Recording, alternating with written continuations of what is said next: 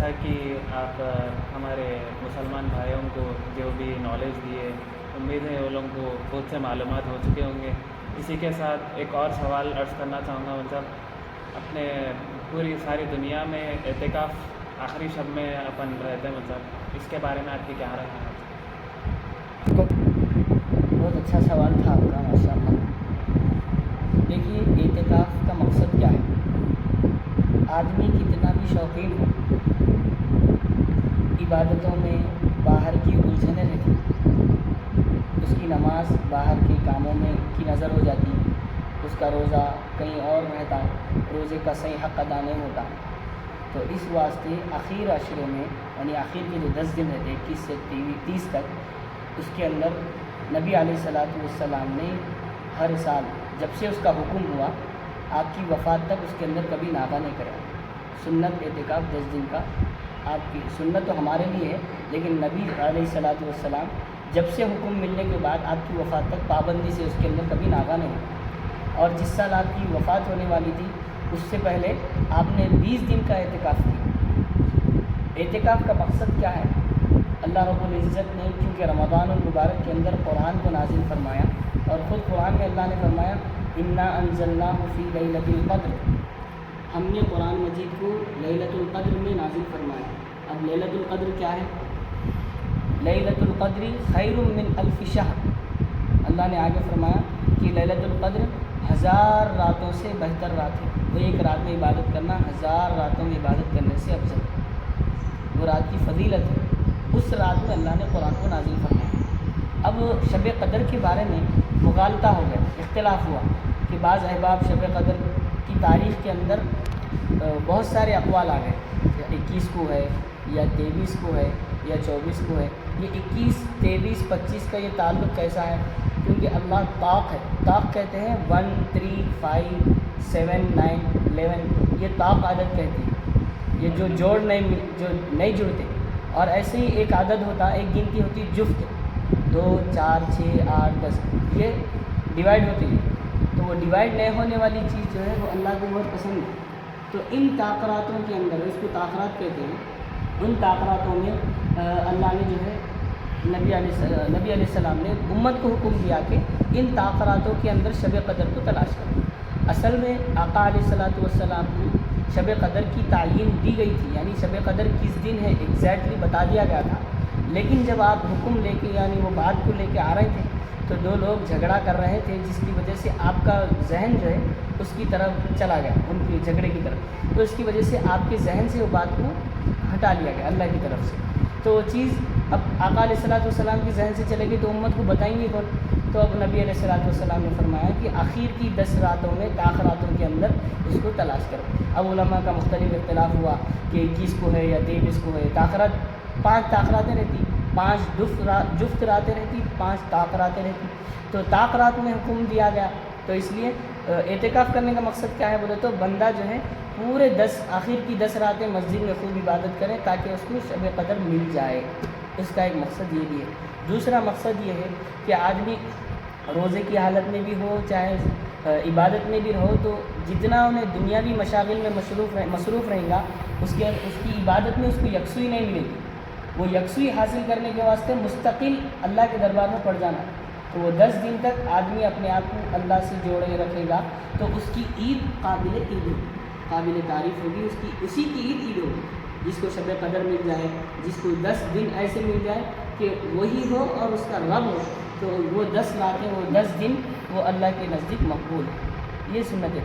اور سنت اعتکاف کی بھی چند شرائط ہیں۔ اعتکاف کے لیے ایسی مسجد میں آدمی معتکف ہو جس کے اندر 5 وقت کی اذان، نماز، جس میں امام اور مؤذن موجود ہو۔ معلوم کیا ہوا کہ تنہا غیر آباد ویران مسجد میں اعتکاف معتبر نہیں ہے، اور ایسے ہی معتکف کے لیے ضروری ہے کہ وہ روزہ رہے، بغیر روزے کے اعتکاف نہیں ہوتا۔ اور ایسے ہی حالت جنابت میں، یعنی جس پہ غسل واجب ہو گیا، اور خواتین گھر میں جو اعتکاف کرنے والی ہے اور وہ حیض اور نفاس سے پاک ہو، تو اعتکاف اللہ کا معتبر ہے۔ ویسی ناپاکی کی حالت میں اعتکاف درست نہیں ہے۔ تاکہ مولانا سلیم صاحب آپ بولے کہ گھر کے خواتین بھی اعتکاف رہ سکتے ہیں، تو گھر کی خواتین کے کیا کیا کنڈیشنز ہیں اور کیسا رہ سکتے ہیں اعتکاف؟ جی، خواتین جو گھر میں اعتکاف کریں گی، چونکہ ان کے لیے مسجد نہیں ہے، مسجد میں آنا ان کے لیے درست نہیں ہے، جائز نہیں ہے، تو اس سلسلے میں خواتین اپنے گھر میں عبادت کے لیے ایک کمرہ مختص کر لیں اور اس دوران فضول گوئی، البتہ گھریلو کام کاج جو ہے جیسے کہ افطار کے لیے کچھ تیاری کرنا ہے تو وہ بالکل مختصر انداز میں کر سکتی ہے، لیکن اس کے علاوہ رشتہ داروں سے بات چیت کرنا، اپنے شوہر سے ملاقات کرنا یا اس سے سمجھے کہ دل لگی کی باتیں کرنا، یہ اس کے لیے درست نہیں ہے، اور اپنی ضرورت کے لیے ہی کمرے سے باہر نکلے گی۔ اس کے علاوہ جو ہے گھر میں ایک کمرہ عبادت کے لیے مختص کر لیں، وہیں پہ معتکف رہیں 10 دن تک۔ اور نفل اعتکاف یہ 2 دن 3 دن کا ہے، سنت اعتکاف یہ مکمل 10 دن کا ہے۔ بہت سارے احباب عصر سے پہلے نہیں آتے، یعنی مغرب میں یا عشاء میں، یعنی 20ویں روزے کی عشاء میں آتے یا 2-3 دن کے بعد آتے، لیکن وہ سنت اعتکاف کی نیت کرتے۔ سنت اعتکاف مکمل 10 دن کا ہے، 3 دن کا، 4 دن کا، 5 دن کا، سنت اعتکاف نہیں بلکہ نفل اعتکاف۔ اور ایسے ہی ایک اعتکاف ہوتا ہے واجب اعتکاف، اس کی بھی 3 صورتیں ہیں۔ اگر کسی نے یہ کہا کہ میں اللہ کے لیے اتنے دن فلاں دن میں اعتکاف کروں گا، تو اب اس کے اوپر ان دنوں میں اعتکاف کرنا ضروری ہے، لازم ہے۔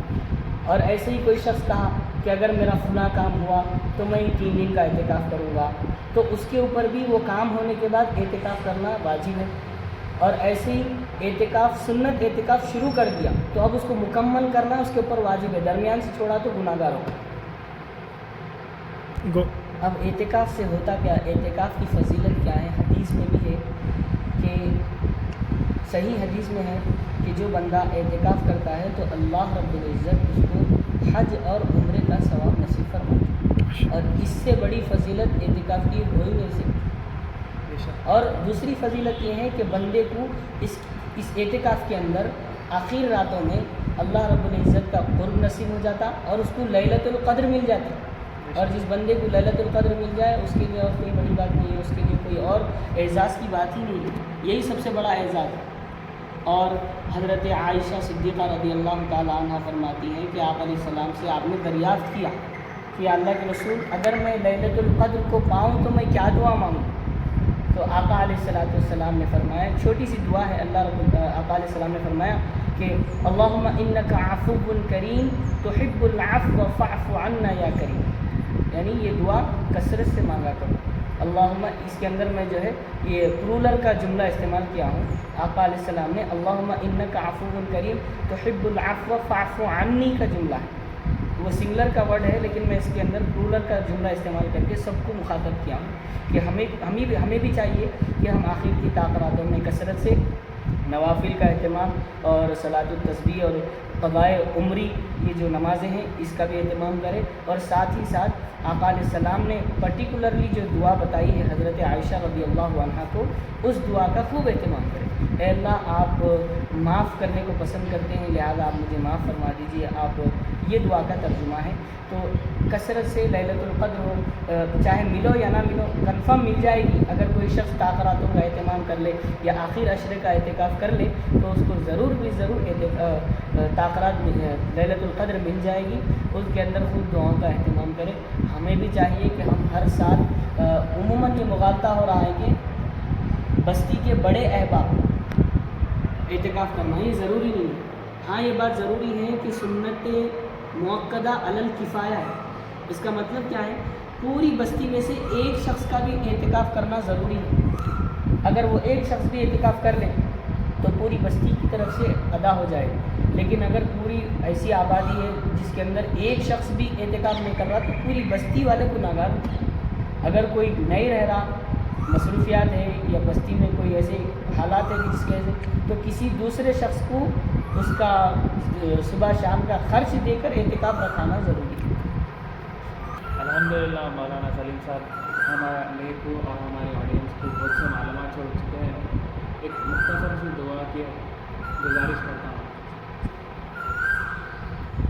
الحمدللہ رب العالمین والصلاة والسلام علی سید الانبیاء والمرسلین محمد وعلی آلہ واصحابہ اجمعین کما تحب وترضى عدد ما تحب وترضى اللهم اغفر لنا ذنوبنا يا رب العالمين. جزا الله عنا سيدنا محمد صلى الله عليه وسلم ما هو آمن برحمتك يا أرحم الراحمين والحمد لله رب العالمين. جزاكم الله خيرا وأحسن الجزاء.